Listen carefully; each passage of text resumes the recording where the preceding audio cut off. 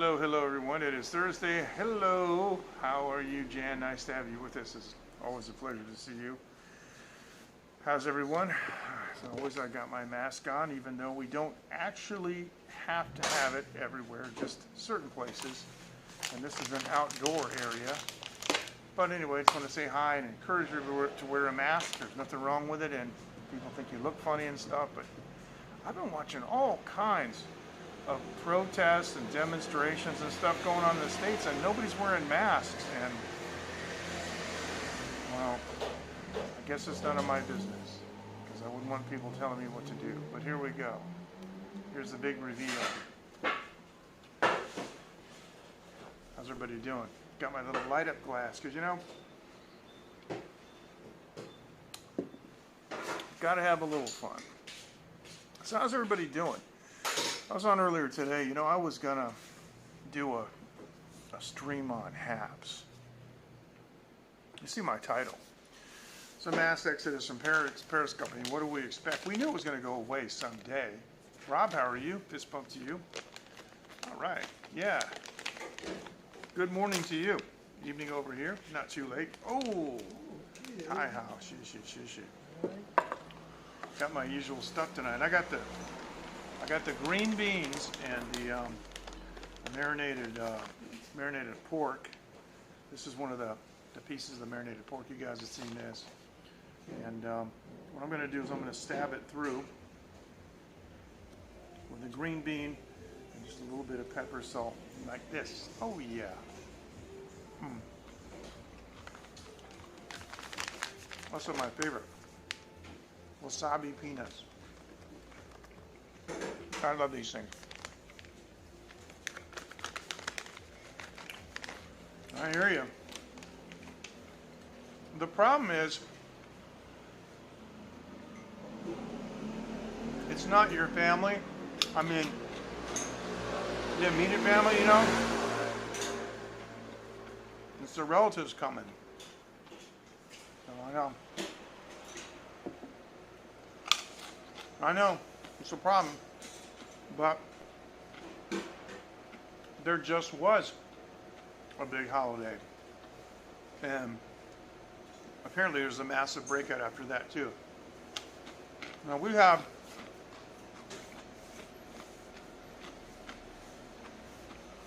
our own holidays in Taiwan. Christmas is not a holiday here. But we have Lunar New Year, which they've hijacked and call it Chinese New Year, but it's really not Chinese New Year, but everybody calls it Chinese New Year. But Lunar New Year is the big one. Now my daughter has her winter break. We're going to go on a little trip around the island. But seriously, my wife and I are already talking about how are we gonna, protect ourselves. And you better believe that a lot of what we're gonna do is just private stuff, with our family, like going to the hot spring and enjoying ourselves. I might go see my friend Andreas. Last time I didn't have time to live stream. And I'll probably go to the Cowboy Bar. That's about the extent, for me, for pushing it. But here's the thing. We have 2 vaccines now. They already bought it. So they're starting inoculations now in Taiwan. And pretty soon it'll be my turn. Let's go get it. But I think I have the natural immunity from living in Taiwan that most Taiwanese have because of our close proximity to China and the many coronaviruses that we've had to deal with over the years. Like I was here, as you guys know, off and on. In 2003, I traveled to Taiwan 5 times, and in 2004, I moved here. And one of the times I was here, in Taiwan was when I was during the SARS 2003 epidemic. I remember being in Kansai Airport and people putting masks on to go to Taiwan.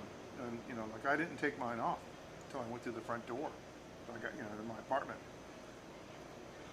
So, yeah, kind of what you got to do. But with so many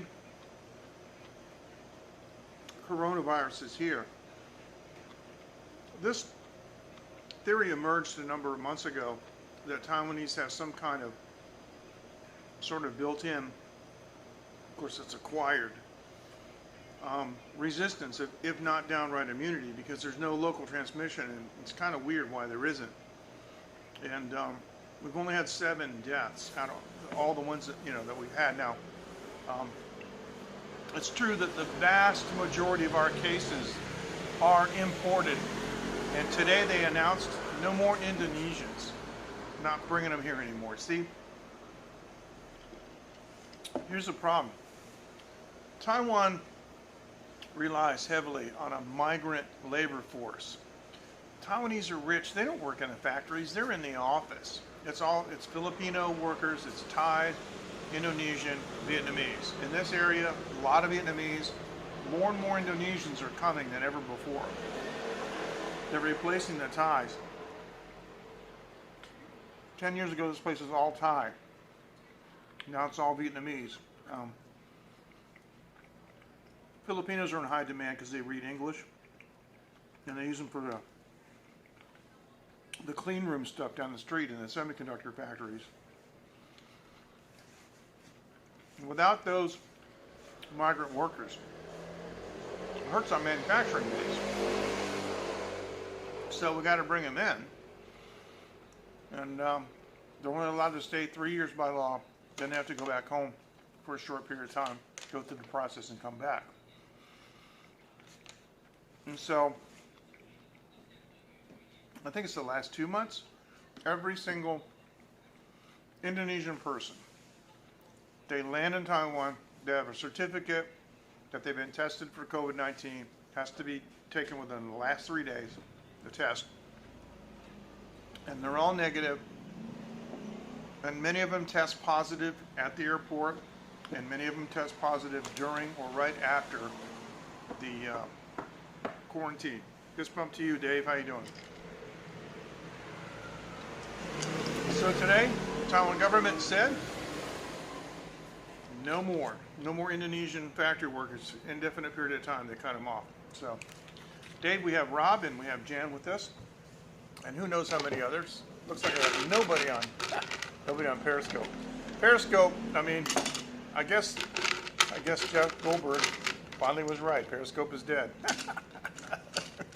I was going to talk about where to go, but I don't think people are watching. Of course, you guys know that Dave and I know each other. We talk a lot about different things, and we belong to a line group. I think there's 8 people in there. Casper and Dave and John Sabo, John Ho.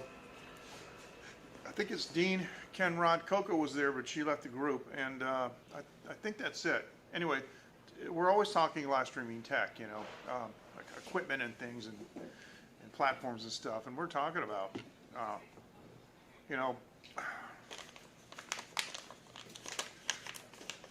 it's unfortunate, but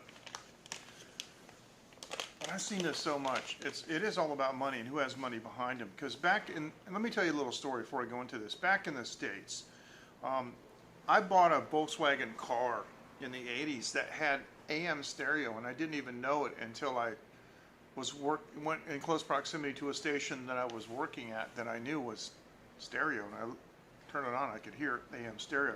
AM stereo is strange. There were 5 different competing AM stereo formats. And my friend Grady says that the best one, he said it was unbelievable. It was so fantastic. Would never fly because they didn't have any money. Just a couple of engineers came up with this idea, threw their own money in it, went broke, lost everything. And he said the worst system of them all, got adopted by the FCC because they threw buckets of cash behind it. One of the big companies, you know, that's what they did. They just slammed it through with millions. Now, that being said, it's a foregone conclusion that YouTube is probably not going to go away. It could be stated that Facebook is probably not going to go away unless the federal U.S. government shuts them down, you know, for giving $500 million of its private money to influence the election, which I happened to notice on YouTube yesterday. It's pretty clear that Twitter is probably going to be around for a while. So we still have Twitter Live. Periscope is dead. You know, it's okay. But we still have Twitter Live, and they did manage to integrate Squid, so I think it's going to be, I think Twitter Live is going to be Periscope. Hey, Matthew, fist bump. I think Twitter Live is going to be Periscope video with Squid chat. That's what it looks like. But many Periscopers seem to have been caught off guard and don't know what to do. Now, those of you who follow me, I've run you guys through the ringer with ULive and Twitch, Broadcast, you name it. Broadcast was my favorite, and they suffered from a severe underfunding.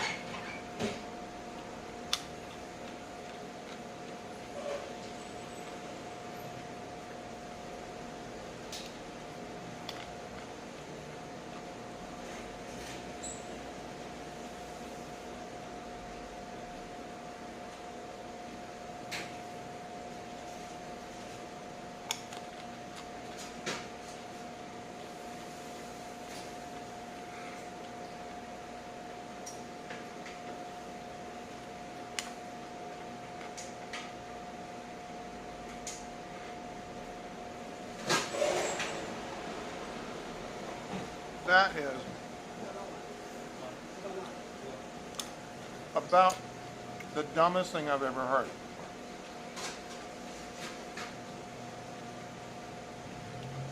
Instagram doesn't support it. And there's a reason why it's never supposed to support it. Because it's primarily a photo app. And yeah. And you guys remember what I call ChapSnat? Remember? I tried ChapSnat for about 2 days. Okay, thank you. Sorry about that. And because Rob actually is the one that asked me if I have ChapSnat, is what I like to call it. And I got an account, and everything I posted looks sideways. And the funny thing is,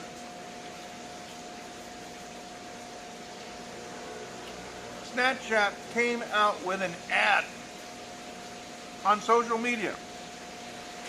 Use Snapchat today. And the ad was in landscape, which is a format that ChapSnat does not support. And I'm like, God, why don't you get it, you guys? Anyway. Portrait has its uses, you know, for, well, here's an idea. Portraits. It really is like a selfie thing, and that's okay, and there are times when you want to do it. I think I might have done one or two. But usually with me, my stuff, there's always things going on. in the background. If I want to show you pictures on Prism, I want it to be widescreen. Let's get back to broadcast though. Broadcast was great. It was run by Russians and Ukrainian engineers. And as you know, they invited me to their 2017 business meeting, and then they had to cancel because their financial investor pulled out right before that, like 2 weeks before that. I loved the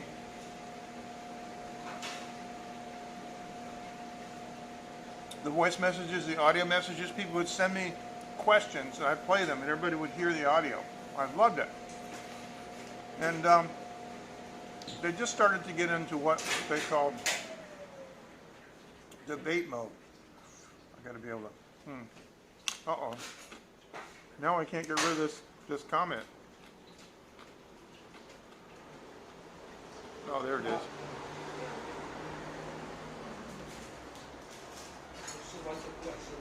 There it is. Okay. And that's where you could bring another broadcaster in. Remember that? They had a whole bunch of problems. Didn't have the budget. And then they went under. So, that was a hard lesson. The lesson I learned was, and Dave was talking about this today, and he's so right. Wherever you run to,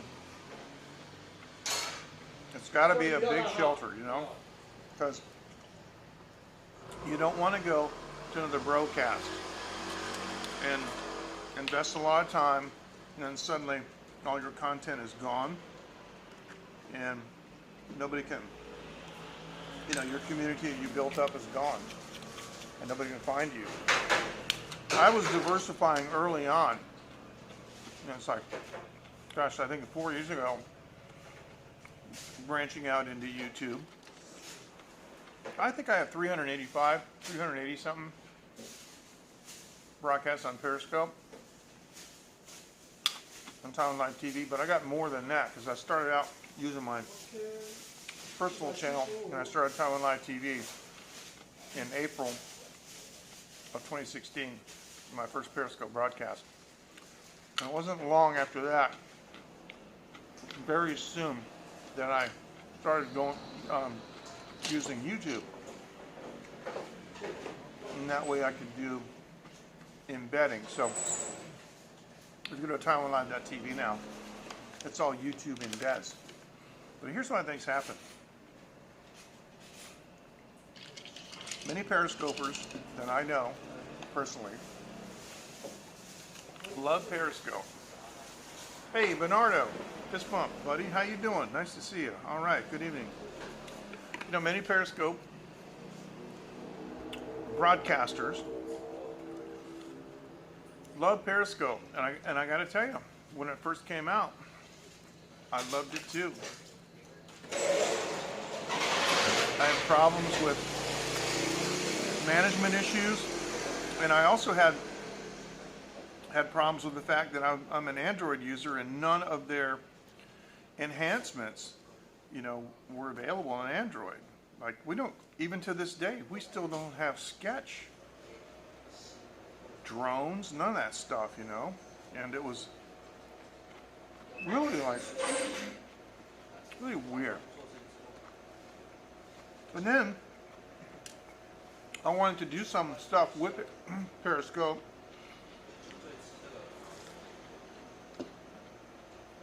And they started ignoring my emails.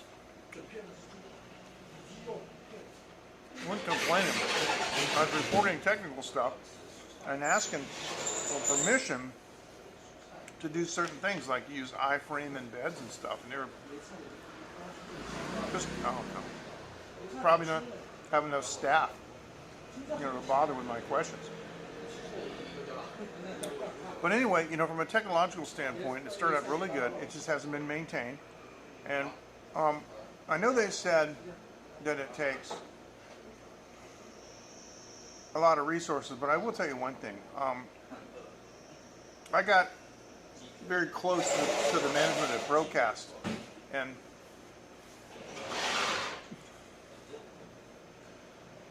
yeah, it's a parting gift. As a parting gift, yeah. I got sketched now with Prism.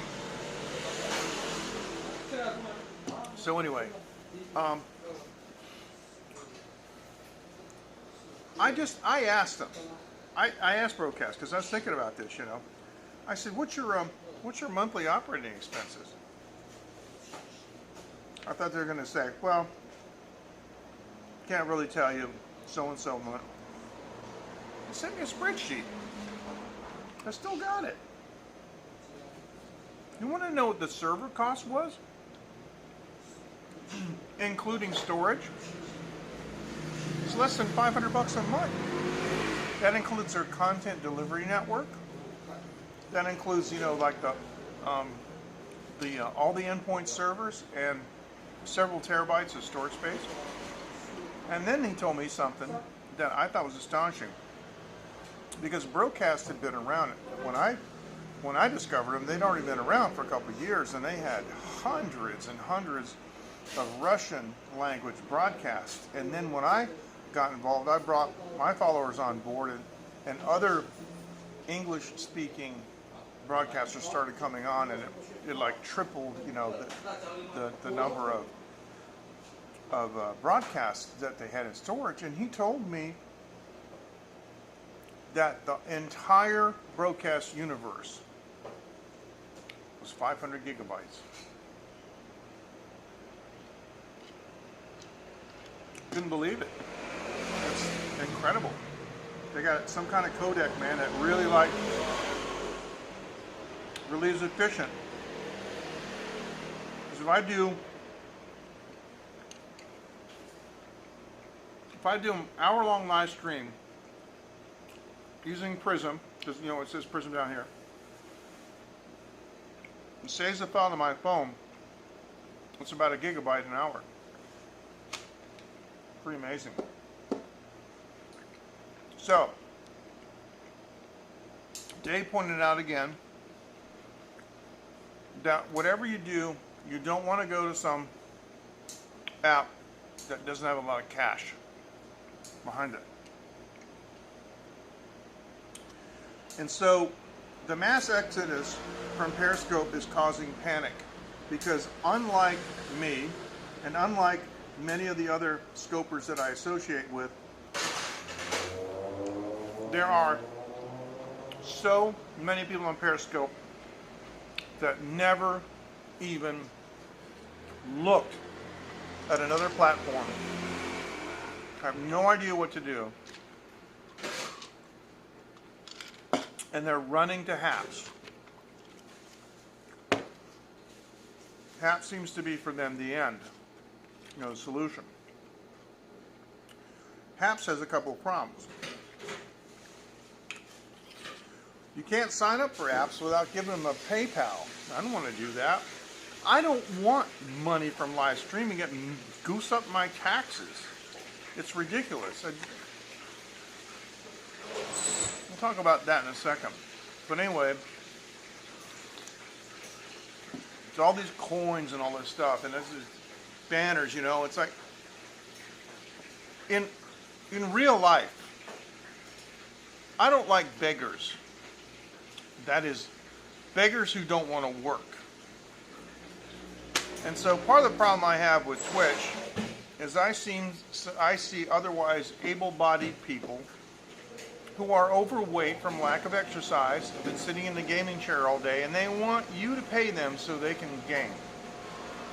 Nuh-uh. No. That's not really a talent. It's not like you wrote a song. Not like you made a movie or something. And because years ago, I moved to Boston when I was 22 on my own to work in the music business, and it was hard. I struggled. I got a job, when I wanted to build my studio. I remember this long-haired guy, like 24, just in McDonald's, and a guy who's my age came up to me. He was all dirty. He said, "Can you give me something to eat? I'm really hungry. I haven't eaten for days." I said, "What happened, man?" He wouldn't tell me. Sorry. And I said, "Well, are you trying to get a job?" And he looked at me, he said, "No." And I said, "Well, I'm going to be honest with you. My conscience won't allow me to help anybody who's not trying to help themselves." And the other guys at the table said, "Yeah, we're not going to help you because you're a bum. It's one thing to be homeless due to circumstances, things that you can't control. And there's a lot of that, And I found myself destitute in the United States several times. But I didn't stay that way. I did something about it. And this guy just walking around bumming money off of people. And I got to tell you, there's a little bit of that mentality in my mind when I see these live streamers and they got like a donation goal, all this stuff, the donation goal. Why? Why should I give you any money? What for? Now, there are channels like on Twitch, like Kay Pike Fashion. Personally, I think Kay Pike is a genius. Her talent is immense. And when she does these presentations twice a week, she gives you something to really look at. And at the end, there's a product, and it's pretty amazing. And it's really, really good entertainment. There's nothing wrong with that. Nothing wrong with entertainment. But I admit that I have a prejudice against these gamers, especially the violent shooters, Grifters, yeah, maybe so. Big kahuna man, big fist bump to you. Now, don't get me wrong. Those people have the right to do that. It's not illegal. It's not immoral. I'm just saying I don't like it. I'm not going to support it. And I never ask money from my viewers. And the reason is because when I do live streaming, I do not expect direct monetary support from the stream unless I do something like I have some big name rock star playing guitar with me or something, and then we can do a pay-per-view. That's a totally different thing. And I have plans to do just that.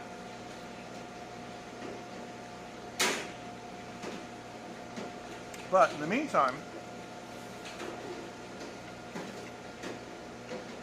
I make my money off of other things that I can promote through live streaming. You see what I'm saying? So it's not like I got a banner across here. I'm looking for a follower goal or a donation goal, and that's a big problem with HAPS.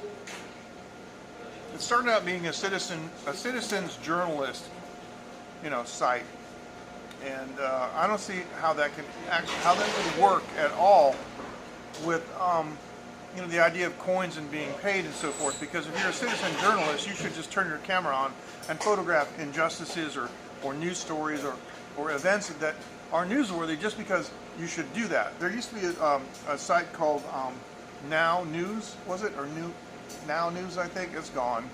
But that was the same thing. And I belong to them, and occasionally I would upload videos of things that I would see in Taiwan that, were newsworthy.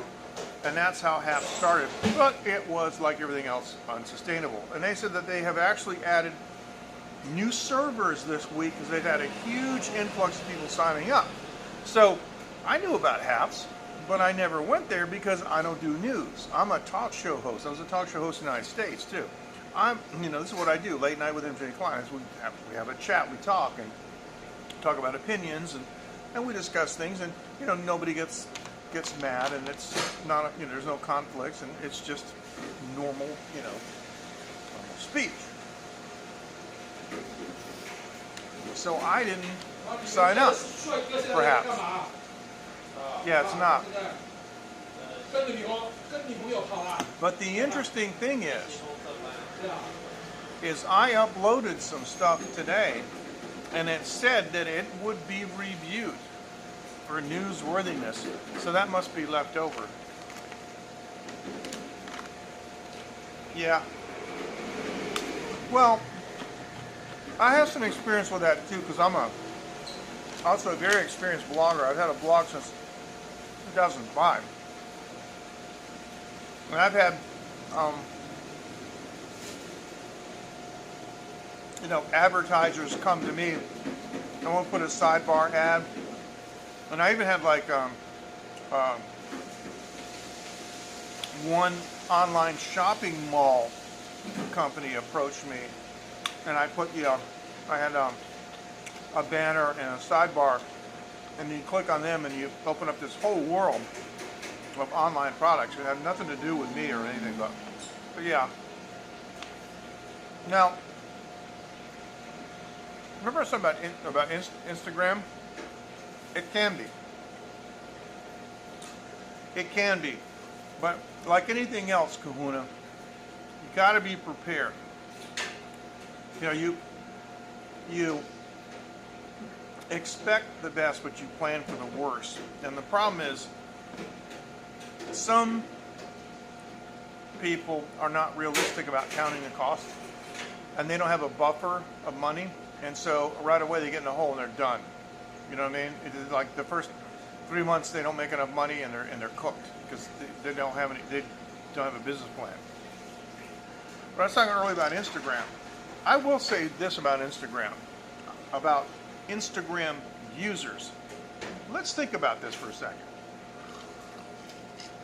Think about your Instagram feed. Yeah, you got to be careful. But you're absolutely right. If you know what you're doing and you plan it right and you finance it correctly, you can make some money.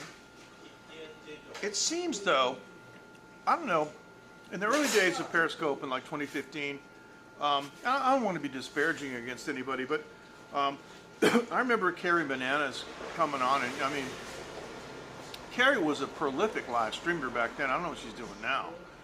But I mean, she'd walk her dog. Her dog would be taking a crap for 10 minutes and she'd go out and Periscope it, And she used to always say, oh, I spend so much time on this. I spent so much data on this. And I got to find a way to monetize this.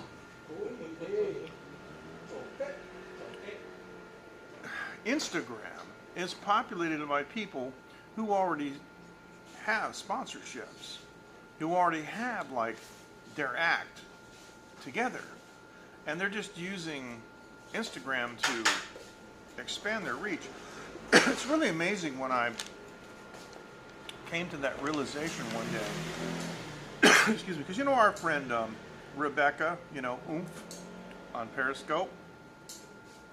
Yeah, well, she does these little car scopes where she talks about Hawaiian language and stuff, and it's really sweet, it's really cute, and she'd be down at the beach. But her Instagram feed, all business, man. She must have 50 different product endorsements. Chocolates to diamonds, and it's amazing. Clothing, anything you can name. She's smart, man. Smart. But apparently, she's also smart enough to know that wouldn't work on Periscope as well as it does on Instagram. So she would occasionally do an unboxing or something, but it would usually always, point to her Instagram. Yeah, I know what you mean, but I don't think sitting there with headphones. This is just my opinion, okay? Maybe you're wrong, and that's okay. If you like that, bro, it's good. That's good with me. But just headphones, headset, shooting people, no. But anyway, I'm going to do a series of Zoom concerts because I set up my studio. I use a Dante audio network on Ethernet, and I've set everything up so I'm broadcasting in stereo on Zoom. I'm just going to start doing some Zoom concerts for my friends. But when we do the new Taiwan Live TV / Phoenix Media Forge Music Center, which I've been putting off, one of the things we're going to do is we're going to do a pay-per-view show featuring, music stars. But of course, I'll still do the everyday free stuff. And we also have the barbecue sauce thing going on too. And there's so many behind the scenes things with Andreas and the custom alcohols that he designed for me that we want to start producing. So yeah, but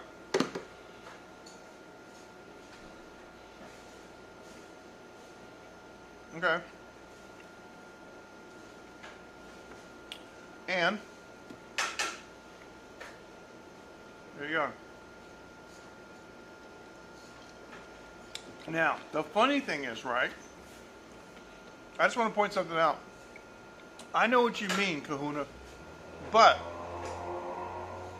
it looks like you said, yes, I agree to watch a gamer all day. No way that's a waste of time and money. You see? But you mean, yes, I agree. To just watch a gamer all day, no way. That's a waste of time and money. I think it's door number 2, what you meant. Cheers. Right. Before we go any further, I just want to thank my sponsor, iVideo.com.tw. Now the thing is I just want to show this is my analog recording console with the Wi-Fi box on the console. This is the Wi-Fi box that I'm using, and if you look at the description or the description or the what am I trying to say? In my profile, yeah, you can get my 10% discount code. And the box is right here, got it sitting over here. And this is it. It's a battery bank too, so. Okay, so I did get it. I love it because you're reading text and the text doesn't have any inflections, you know what I mean? So, yeah. Anyway. I want to ask the boss something, and bear with me for a second. Hey, 老板，那个我忘记了礼拜一礼拜天我告诉你有那个信活的，你看过了吗？是那个活性的来的。哦，你讲那个叫做流星雨。啊，对，你看过了吗？有啊，我有看过啊。啊，有啊，就没有说很多人这样。对，一颗两颗这样。因为这边太亮，就是你去就是跑山的地方，哦，可以。那边黑，对。很空旷的地方看，刚好那个角度对，这样嘘。对。See, we had See, we had a big, it was over the weekend we had the no, I'm not on 5G. 5G is not available in this neighborhood, and I took a look at it. I mean, I went there and I asked them, when are you going to have 5G? And they said it was going to be over a year. So I was like, nah. My phone is 4G, even though my phone is new. If I want to get 5G, all I have to do is get this, and then I can Wi-Fi, because Wi-Fi is always closer. Now we had the meteor shower, right? So yeah, I do too. So Jan, you gotta go? Oh, sorry that you have to go. Take care. Thank you so much for joining. Thank you, and we love you very much. So, I told the boss about the meteor shower, right? And I forgot to ask him if he saw any. So what it was, after he closed up shop here, after midnight, he said that he saw a couple. He said He said there weren't too many, but he saw some big ones, like the fireballs, right? And the reason they didn't see too many is because it's too bright. Here's what I was saying. Around here, it's too bright. But if you go hiking up to the mountains up there where it's dark, then it's no problem. You can see a lot because the meteor shower that we had was supposed to be between 120 to 150 per hour. Anyways, that's quite a bit. Now, 2 more weeks from this weekend, 2 more weeks, there's another big meteor shower. So I'm going to be out and about looking for them again. If I can make it to a decent mountain place, I'm going to check with my friend who went up there the last time. Might actually be able to catch him on camera, because I was up on my roof and I was showing the sky and I could see stars. So the magnitude of many of the larger fireballs was greater than those stars. So you should be able to see them. So that's what I wanted to ask him.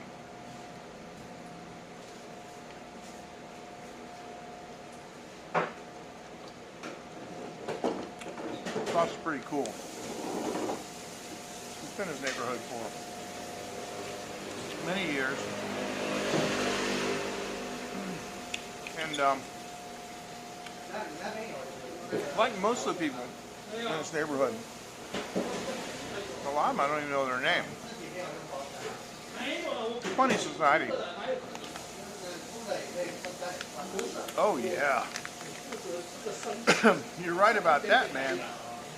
Boy, now I used to live in New Hampshire. And so, yeah. Super clear. We were out in December. Air mattress on the ground, sleeping bag. Stayed up all night. I'm a ham radio operator too, so we're on our 2-meter HTs, talking with the hams all over the state through the repeaters. Every time like a big fireball would come, this guy's going, oh wow, look at that. You can see it all over the state because obviously it's 150 kilometers or so or more up in the air. You can see it pretty much all over the whole East Coast. So,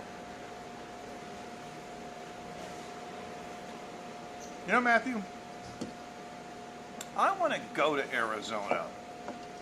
When I was a kid in elementary school, our teacher gave all the students in a class an assignment. We were to pick a state that interested us. They showed us the big map. And they provided us with the addresses. We were to talk to,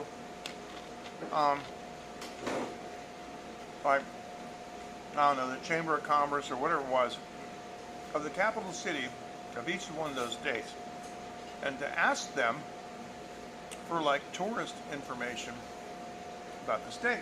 And I picked Arizona, and I have no idea why.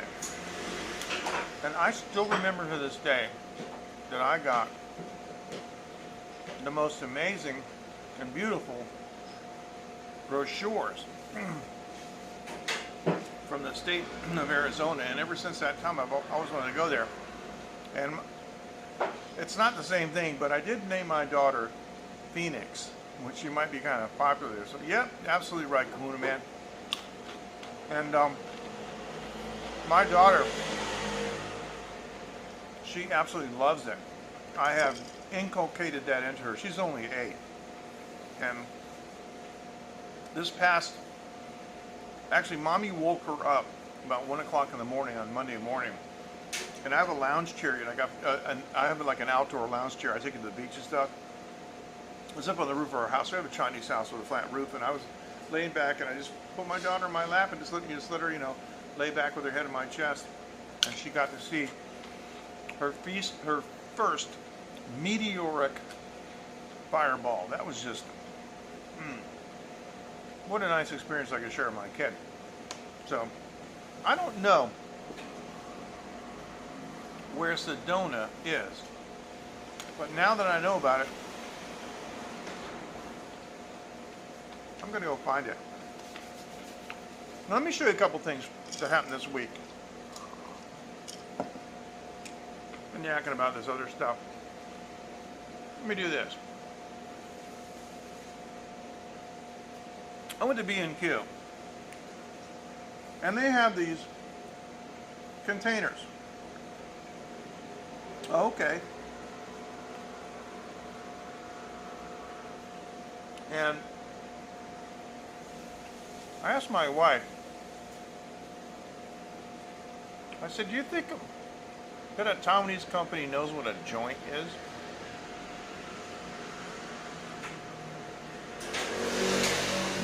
She said, no, what is it? And you guys know my friend Athula, right? So his curry place is open, and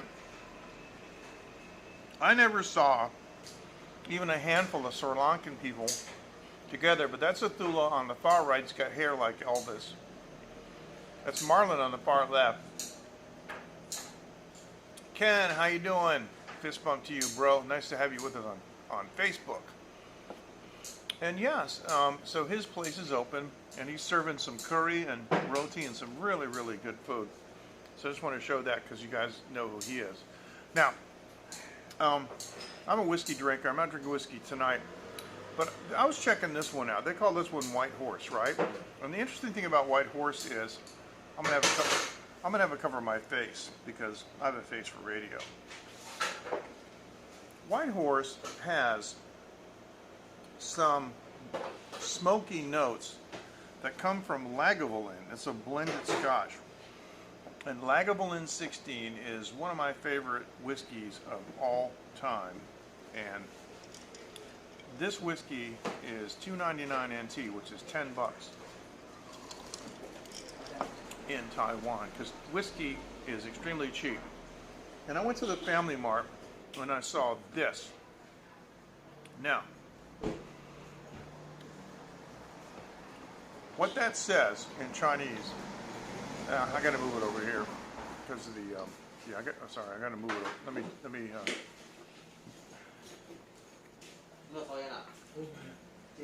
The first two words together. Huasen means peanut. And then the second two words are hot sauce. So this is a peanut flavor hot sauce. Exactly. Okay, Ken, we'll jump around. We appreciate that. Exactly, Big Kahuna Man. They don't understand what that was. I told my wife that's what that is.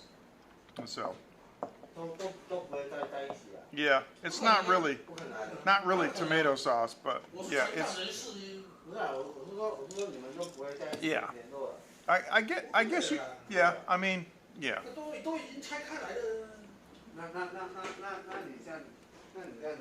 So it's got the consistency of a ketchup. So that's where the tomato part comes in. It's supposed to be like a lajao, right? But it's got the V8, that's funny. It's got the consistency of ketchup. And the guy said that it had just a tiny little bit of peanut flavor, and he's right. There isn't much peanut flavor in it. Now, Dave has asked me to do a taste test on the next stream, which was today, but I didn't want to, so. Yeah, well, let me tell you something. The first thing, Kahuna Man, you don't know how right you are, man, because when I tasted that stuff, I told my wife I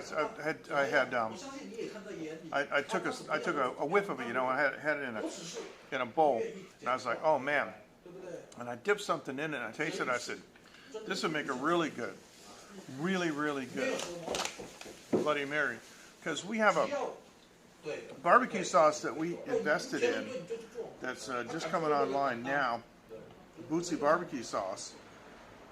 is one of the primary things that you could do with Bootsy is make an incredible Bloody Mary.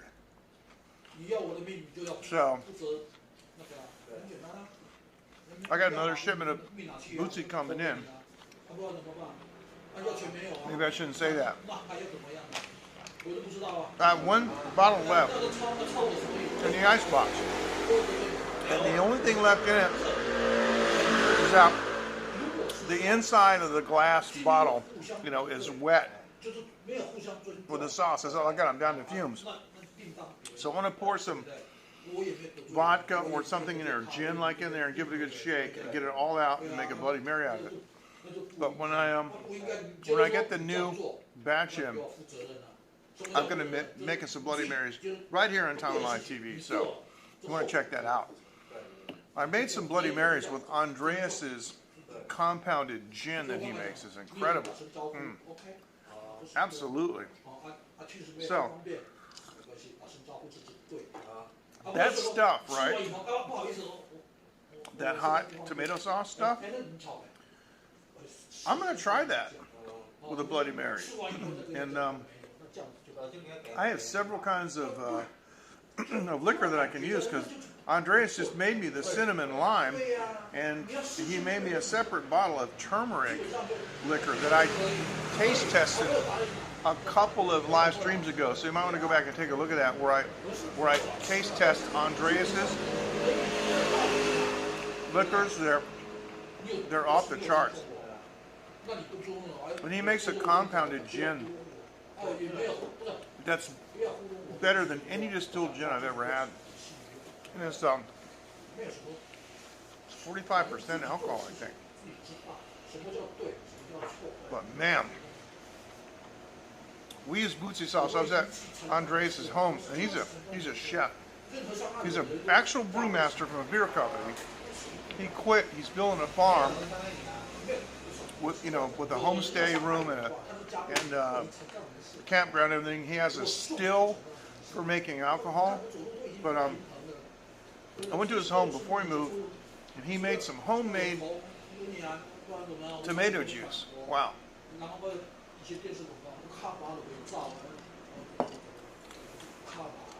I never heard of that. Hey, Kahuna Man, do you remember Clamato? You know that one? I used to love that. They don't have that here, but you can make it. Taiwan has a lot of clams, and they're really sweet. So remember that. What did you think of that? I thought the Clamato was really good. But here, at 7-Eleven, you can buy essence of clam if you want. But clams are real cheap. You can actually make your own, like clam juice and tomato juice sauce if you want to. But yeah, amazing things. So in the next couple of weeks, when this Bootsy gets here, I'm gonna make some more Bootsy mayonnaise. Now what I got, this website, TimeLive.tv, it doesn't even have an SSL certificate because it doesn't ask you for anything. You don't sign up for anything. And there's nothing. But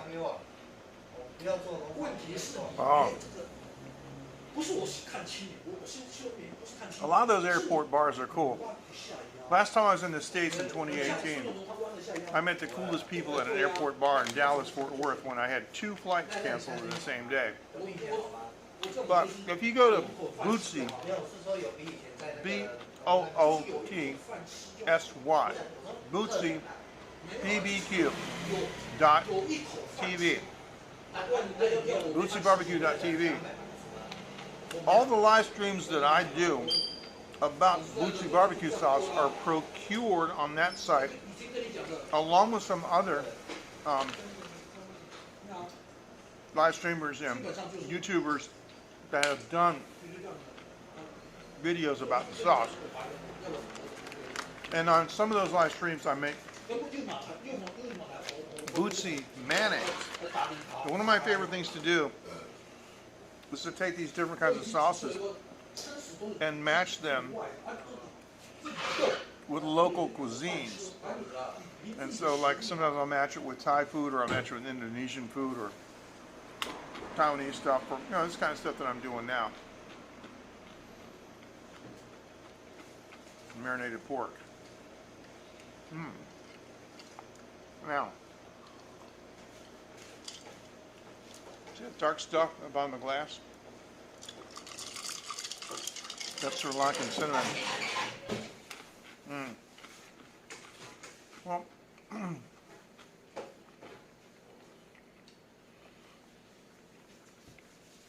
it's not there yet, but it will be soon. And we're going to have an announcement about that. We're going to have an announcement about Bootsy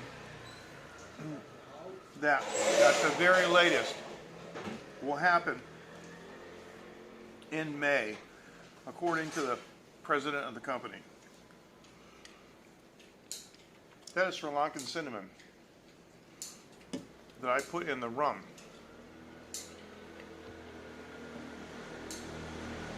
Now, I have it's just soda water. But I'm really looking to drink some more. I only had about that much rum at the bottom of that bottle, so not really that much. So I think I like my little light up glass.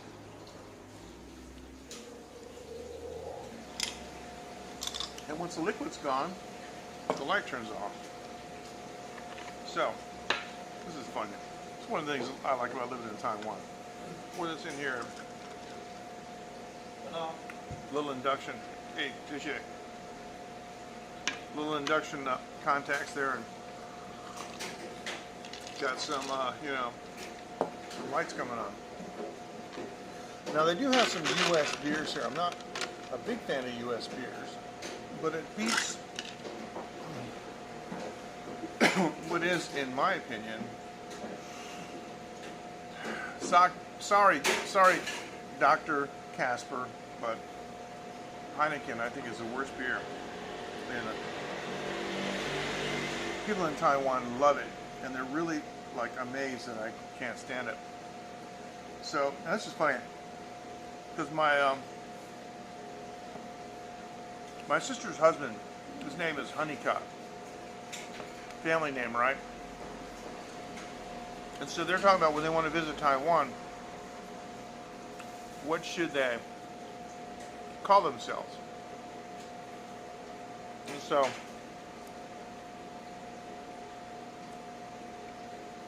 absolutely. And in Taiwan, these glasses, you know, they take a, what is it, a 2035 button battery, and it's like, it lasts for a month. These glasses are like $1, $1.50. They're not made out of glass, they're made out of plastic. But don't drop it, because the base will pop off, and it's got springs that have to go over a metal post. Don't ask me how I know. So, Honeycutt, right? So they're thinking about coming here and checking out Taiwan, and they said, well, you know, what should they call us? And the more I thought about transliteration or trying to figure out, I said, you should just call yourself Heineken. Honeycutt Heineken. Because it's all a name translation anyway. Like, for example, Bush beer is called Shui San, which means like Snow Mountain. Oh, yeah. What we got? I'm just looking at. This place is known for some occasional drama.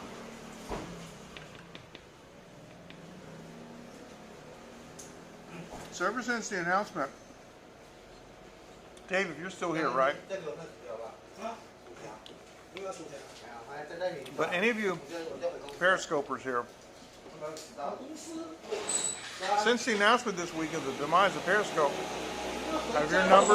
have your numbers like taking a serious dive?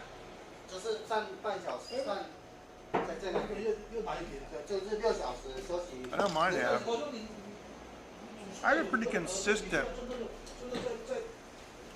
viewership on YouTube. What? For Periscope, I'll go from 7,000 or 8,000 live views to 40. Crazy. That's true though. And you see them. I remember when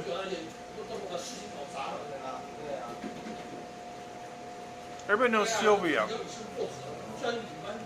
but there was another lady who shall remain unnamed that used to join my streams, who was supposedly from Bali. Guys, remember who I'm talking about? And she talked about she was always listening to stuff that was going on in the background. And we have guys over there trying to get in and get some Vietnam girl to do something nasty with herself. Yeah. Well, you know, I've had a couple Mexican beers, not too many, but I thought they were pretty good. When I lived in the Boston area, right down the street from the studio that I was working at, begins with an S. And if you think of Leslie Nielsen, you'll think of her name. Well, here it's really big. They have Taiwan beer, which Andreas says is a chemical beer. And he warned me not to drink it. But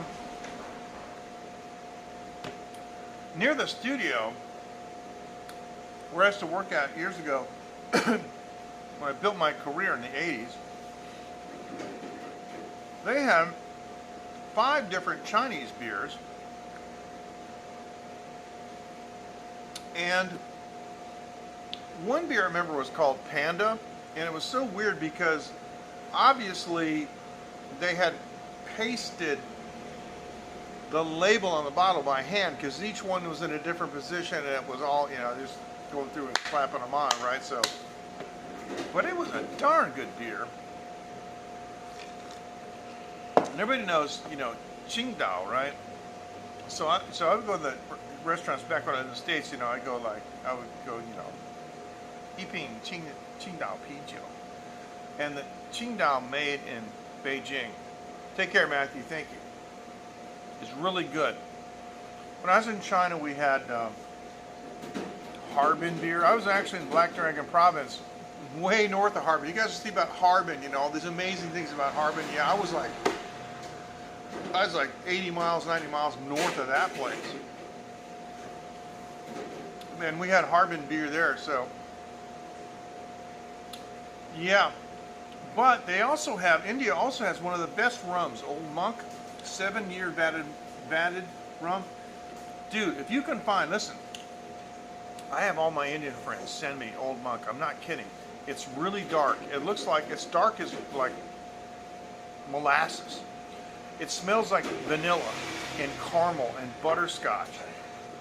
And so if you match it with something like Sprite, it's a ladies' drink.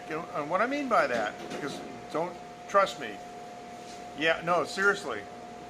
And I've had Old Monk Supreme. It comes in a bottle shaped like a monk, and the monk's head comes off. That's the cap. It's really amazing. Check it out. I'm serious. But it's dirt cheap. It's like $3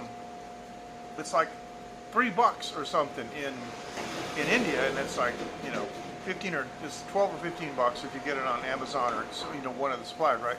Check it out. Can't go wrong. Because some of my other followers, like Coco and Bernardo, if you're still here, because Bernardo likes to watch, but he sits in the background a lot. But Bernardo, if you're still here, see, J-Boy's from India. Am I right? It's legendary. One of my Indian friends, who's a woman, came over to my house with her boyfriend, and I had some Old Monk. And he went nuts. You got Old Monk? Okay, so we had to have some. And she tasted it, and she said, now I know why these Indian guys, they all go crazy over Old Monk. But, Ken, fist bump, thank you. If you use like Sprite, see, I don't like things that are too sweet. But here's what I would do. Get you a nice tumbler. Do your usual proportion. Besides, your usual proportion of rum. I would add some soda water on top of that and a splash of Sprite. Because the Sprite complements the butterscotch flavor. And I called it a ladies' drink. But now listen, the only reason I call it a ladies' drink is that's because it means a drink that is deceptive.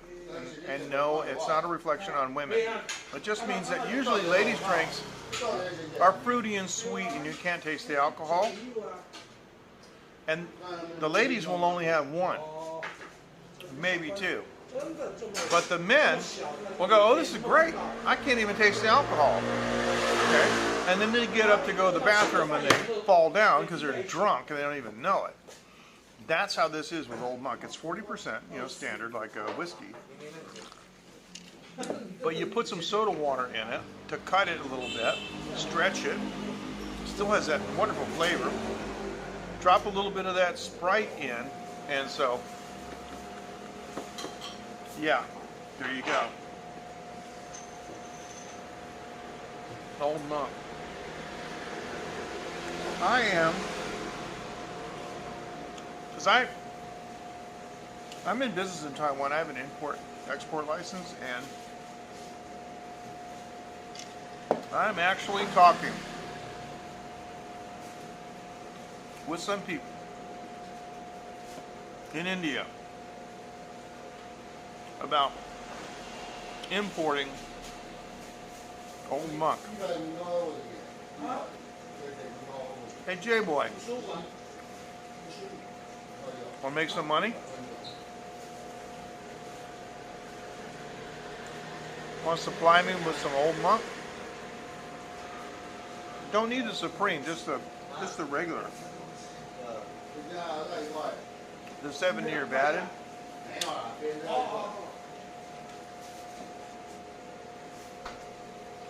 What do you think? Want to do that? That'd be cool, wouldn't it?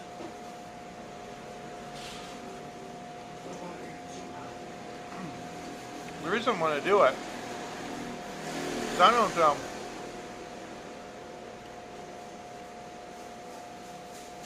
that's one of the places, especially for Taiwanese. But India does have a big corruption problem, like the Philippines. I think the Philippines trying to. So I got a factory down the street from here. They do, but they do have to get their act together. And J-Boy and I have known each other for a long time, and he knows that I just talk straight. And J-Boy will tell you that corruption is a big problem. Okay, but does that mean you can't sell any? But J-Boy will tell you himself because he's run across it. It's like the Philippines. When I was in the Philippines, we got a factory right down the street that does iron products. And I was trying to get some iron stuff made because we do manufacturing, right?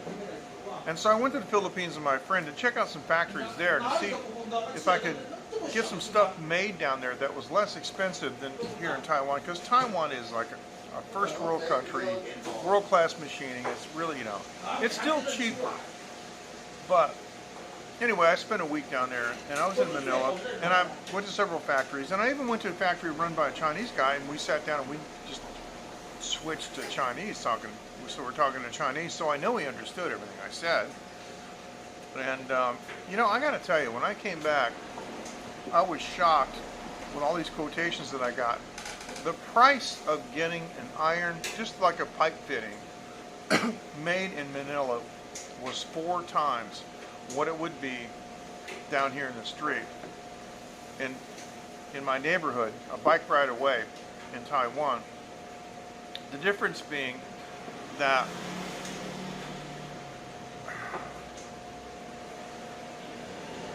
the price in Taiwan was cheaper, yet the factory workers made more money. The Filipino guys, I mean, the money's going in the boss's pocket. Filipino guys are making nothing. So it was amazing. I sent some products there.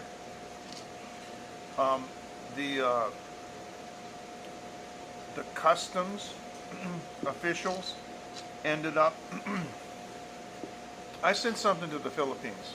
No, the quality in Taiwan would be better, but the quality in the Philippines would be good enough, and I would have implemented, because I'm a manufacturing engineer, so I would have went there and wrote the procedures for them, and the test fixtures and stuff, we would have provided all that. So we would have been able to bring it up to the standard. Because you have to do a water test where the pipe fittings have to be submerged in water, and they have to be pressurized with air, and you look for bubbles and stuff. But anyway, so oh sorry, this doesn't happen very often. I lost my train of thought. Ugh, getting old.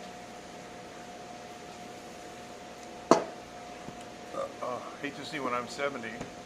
It's 5 years from now. Anyway, so trying to get things done, and so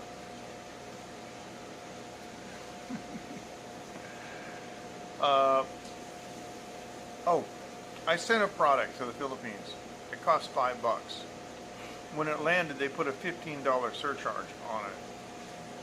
And in Philippine money, that's a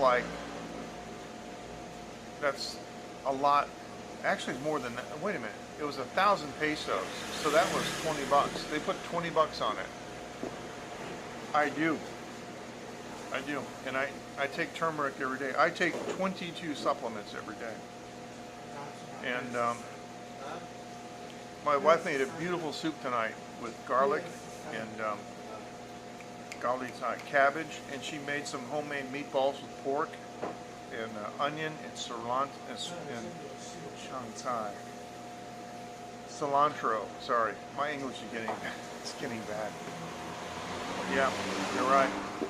And they tacked on such a high import fee that the end user couldn't afford to get the product. And so I told her, don't do it. And so then DHL wrote me back and said, well, what's the disposition on this? And so there was. Should have taken a picture. What's the disposition on this? And I said, well, she's not going to take it. And I said, well, if we send it back, it's going to cost you, blah, blah, blah, from the Philippines. It's a lot of money. And I said, well, just destroy it. And they said, we're going to have to charge you $100 US to destroy this. And it was a bottle of that barbecue sauce, right, that I wanted to send to a potential distributor. So I wrote to DHL. I said, okay, here's your $100, but don't destroy it. Take it home. It's barbecue sauce. It's hermetically sealed. It's a real product. Trust me on that. And then I wrote a scathing letter on my company's letterhead to the Philippines, talking about how, Philippines is always complaining about they don't have enough commerce, they don't have enough money. We got, hundreds of thousands of workers here in Philippines, and they don't make enough money and all this other stuff. And here I am trying to send product to a distributor that could be sold in your country and generate more jobs and more revenue, and I got ripped off, and now I'm not going to do anything. Nah.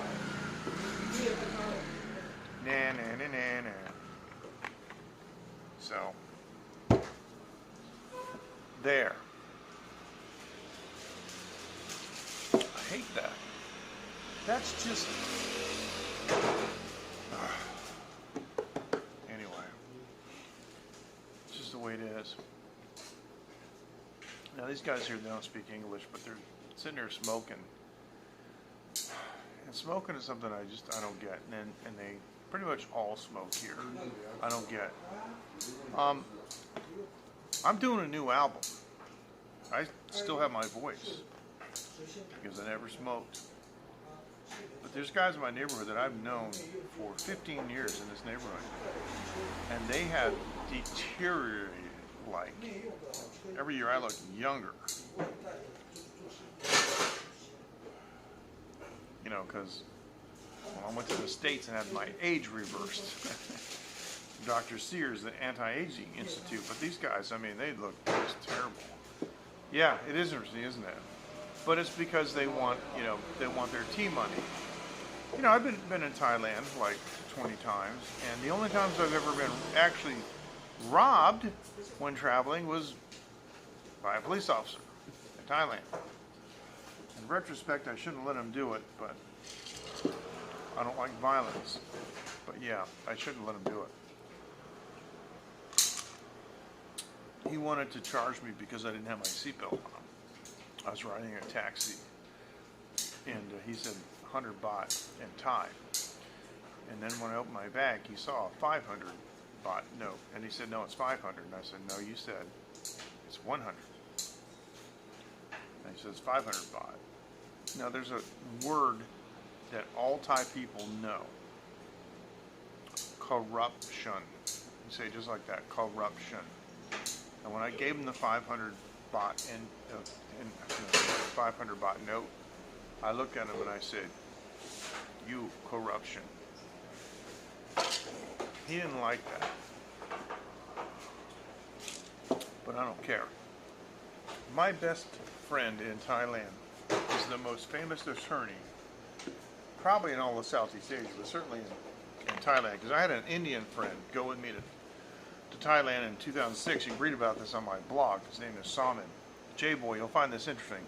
At that time, Indian nationals could only go into Thailand if they had like the recommendation of an American traveling companion with them. So I just went through customs, and they didn't want to talk to me at all. So okay, so Shaman was on his own, and I guess you know, if he needed me, they would have come out and got me, but no, never did. And Shaman came out, and he says, "Now, who is this guy that we're going to meet?" And I said, "Well, it's Mr. Vancho." "Why?" He says, "Well, I showed him, you know, the business card, the name card that you gave me, because they asked me, 'What are you doing in Thailand?' And I said, 'I'm going to meet this man.' And they go, 'You know him?' And he said, 'No, I got an appointment. I'm going to meet him.' And they didn't even say anything. They just stamped his passport and said, 'Very good,' because everybody in Bangkok knows him. He's an immigration attorney. He has a master's degree in international law, and that's what he does. So he has 3 nationalities. He's Thai, but he has Swiss and Australian nationality. He's currently in Australia because his daughter is there studying. And one of the things that he does is he helps Thai people immigrate to Australia. Thai professionals like doctors, nurses, you know, engineers. So I think it's pretty cool.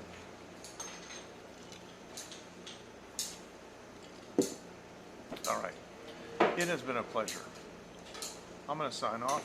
It is now 16 minutes after midnight. I got some mastering to do. I'm trying to decide if I want to do it tonight or tomorrow. Probably tomorrow. I got some mastering to do for one of my studio clients. But I will be on my usual time. I gotta run too, Rob. I'll be on my usual time Sunday.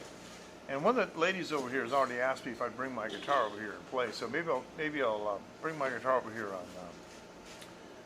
on Saturday night. Who knows? And if I do, maybe I'll just turn the camera on and let it run. Thanks, you guys. Thanks, Big Kahuna Man. Nice to see you, man.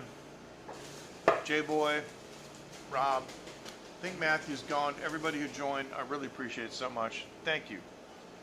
And we'll see you next time. You take care. And you know what's coming, the big figure, but this one. Thanks now. Bye-bye. Good night.